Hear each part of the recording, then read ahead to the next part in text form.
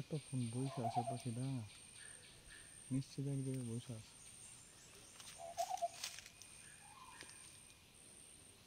একটা বজ্জাত পাখি,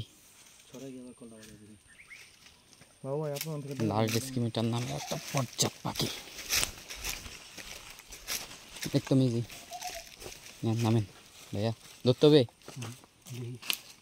এই তো। বাবু ভাই কেমনে নামে, সাবধানে কিন্তু, পা পিছলালে ওই লতাগুলো ধরিয়ে।